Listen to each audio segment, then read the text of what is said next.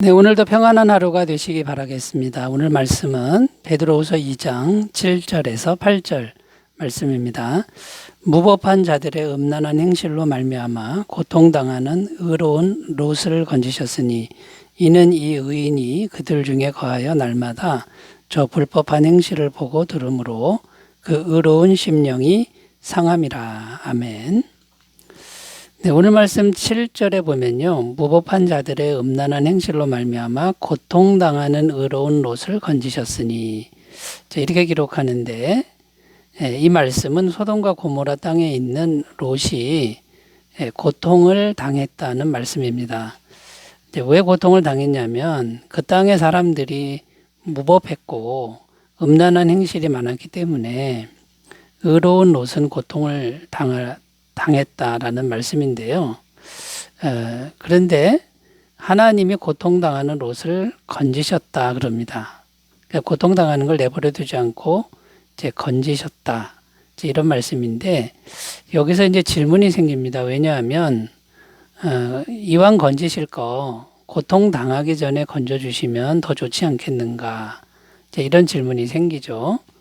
왜 고통을 오랫동안 당하게 내버려 두신 후에야 건지시는가, 이런 질문이 생깁니다. 다른 말로 하면 왜 하나님은 악인을 심판하시는 것을 지연하시는가, 또 오랫동안 미루시는가, 이제 이런 질문이 되겠습니다. 그래서 악인들이 득세하는 세상에서 성도가 고통당하는 것을 보면서도 하나님이 고통받게 내버려 두시는 그 이유가 무엇인지를 오늘 살펴보면서 함께 은혜를 나누겠습니다. 자, 첫 번째 이유는요, 죄인을 오래 참으시는 하나님의 자비하심 때문이다라는 겁니다. 죄인을 오래 참으신다 이 말은 죄인이 한 사람이라도 회개해서 구원받는 것을 기다리신다는 그런 의미죠. 그래서 죄인을 오래 참으시는 하나님의 자비하심 때문에 성도들에게는 고통이 있다라는 그런 의미가 됩니다. 디모데전서 2장 4절입니다. 하나님은 모든 사람이 구원을 받으며 진리를 아는 데 이르기를 원하시느니라. 여기 보면 모든 사람 이렇게 되어 있습니다. 그러니까 죄인도 여기에 포함되기 때문에 죄인이 구원받기를 바라는 그 자비로운 마음이 하나님의 마음이다라는 것이죠. 그래서 하나님은 죄인들을 즉시 심판하지 않고 오래 참으신다라는 것입니다.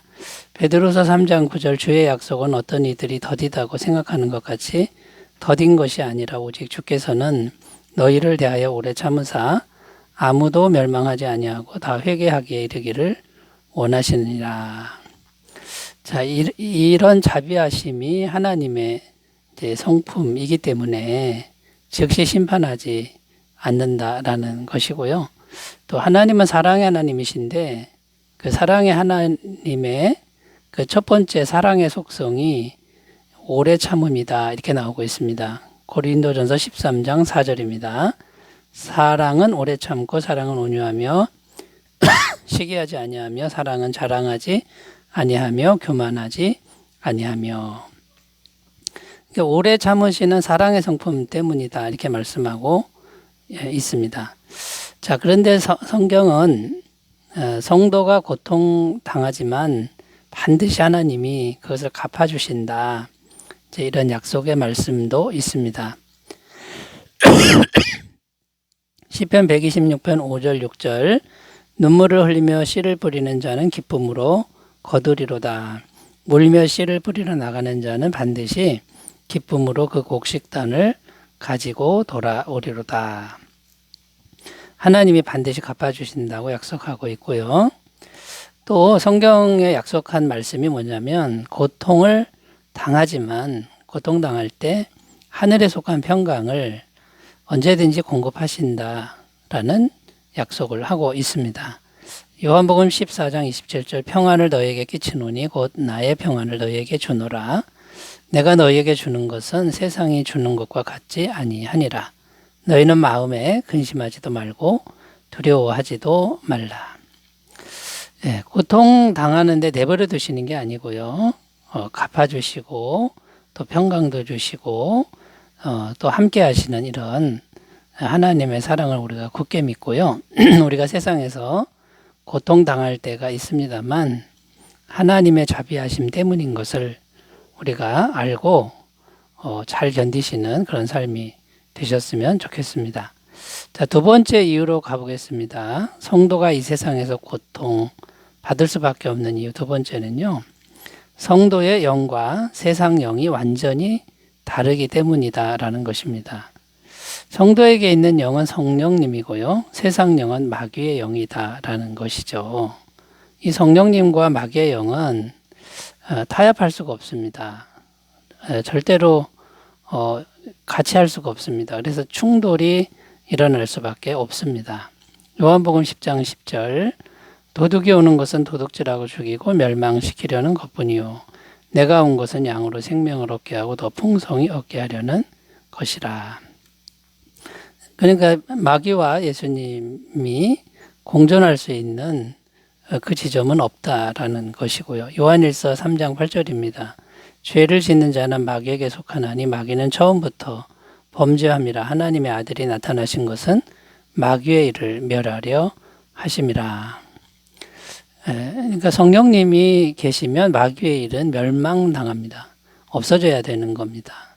그러니까 충돌이 일어날 수밖에 없습니다. 그러니까 이 세상에서 마귀의 영이 가득한 세상에서 성령님을 모신 성도는 필연적으로 고통을 당하게 되어 있다라는 것이죠.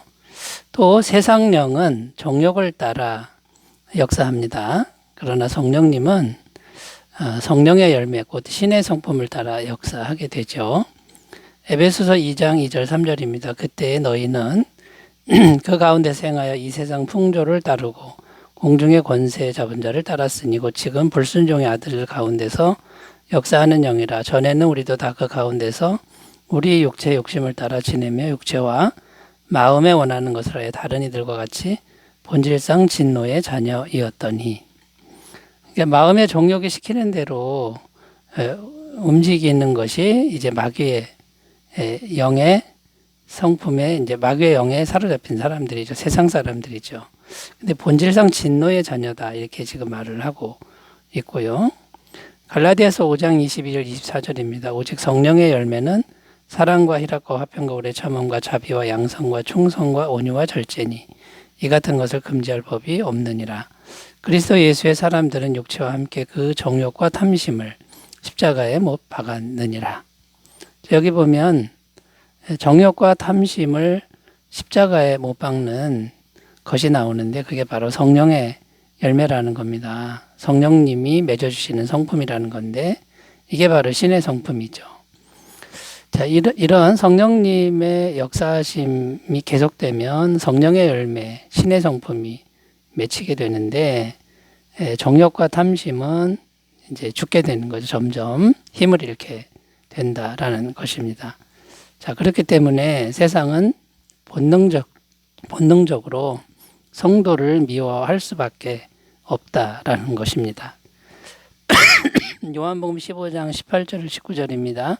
세상이 너희를 미워하면 너희보다 먼저 나를 미워한 줄을 알라. 너희가 세상에 속하였으면 세상이 자기의 것을 사랑할 것이니 너희는 세상에 속한 자가 아니요 도리어 내가 너희를 세상에서 택하였기 때문에 세상이 너희를 미워하느니라. 그러니까 이 세상에서 성도가 고통받는 것은 이것은 영의 싸움입니다. 영의 충돌 현상이다. 이것을 우리가 꼭 이해하시고요. 세상 속에서 성도가 고통당하는 것을 이상히 여기지 말고 이것은 당연한 것이다. 이렇게 받아들이는 믿음이 있으셨으면 좋겠습니다. 자, 세 번째로 가보겠습니다. 왜 성도는 세상에서 고통받는가? 세 번째는요. 복음과 함께 고난받는 것이 성도의 사명이기 때문이다 라는 것입니다. 디모데후서 1장 8절 말씀 읽겠습니다. 그러므로 너는 내가 우리 주를 증언함과 또는 주를 위하여 갇힌 자 된 나를 부끄러워하지 말고 오직 하나님의 능력을 따라 복음과 함께 고난을 받으라. 자, 여기 보면 바울이 감옥에 갇혔다 이렇게 표현하는데 왜 갇힌 것입니까?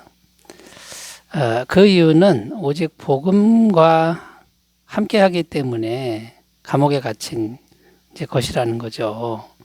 그리고 디모데에게, 아들 디모데에게 너도 나처럼 복음과 함께 고난 받아야 된다 이렇게 말씀하고 있습니다. 그 복음이라는 게 뭡니까? 구원의 말씀이라는 것입니다. 이 복음은 성도가 전하지 않으면 구원이 있을 수가 없다라는 것이죠. 그래서 사람들을 통해서 미련스럽게 전도하는 그런 방법을 통해서 하나님은 영혼을 구원하기를 기뻐하셨다라고 성경은 이제 증언하고 있습니다. 고린도전서 1장 21절입니다. 하나님의 지혜에 있어서는 이 세상이 자기 지혜로 하나님을 알지 못하므로 하나님께서 전도에 미련한 것으로 믿는 자들을 구원하시기를 기뻐하셨도다. 그러니까 죄로 물든 이 세상, 마귀의 영이 사로잡고 있는 이 세상에 복음을 전하는 사람이 있어야만 이제 구원받는 역사가 일어나는데 전도에 미련한 것을 해야 된다라는 것이죠. 그러니까 전해야 된다라는 겁니다. 그러니까 전하지 않으면 구원은 없으니까 이제 전할 때 고통이 있는 거죠. 반대가 있고 핍박이 있기 마련이라는 것입니다. 그러나 힘들어도 우리가 꼭 전해야 된다라는 것입니다. 로마서 10장 13절에서 15절입니다. 누구든지 주의 이름을 부르는 자는 구원을 받으리라. 그런즉 그들이 믿지 아니하는 이를 어찌 부르리요? 듣지도 못한 이를 어찌 믿으리요? 전파하는 자가 없이 어찌 들으리요? 보내심을 받지 아니하였으면 어찌 전파하리요? 기록된 아름답도다.